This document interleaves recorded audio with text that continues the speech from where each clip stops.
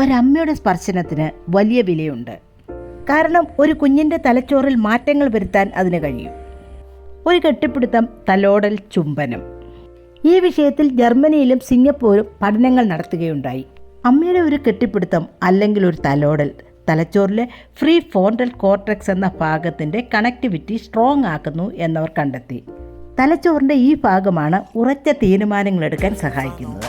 കൂടാതെ സ്വന്തം വികാരങ്ങളെ നിയന്ത്രിക്കാനും മറ്റുള്ളവരുമായിട്ട് ഇടപഴകാനും ഈ തലച്ചോറിൻ്റെ ഭാഗമാണ് നമ്മെ സഹായിക്കുന്നത്.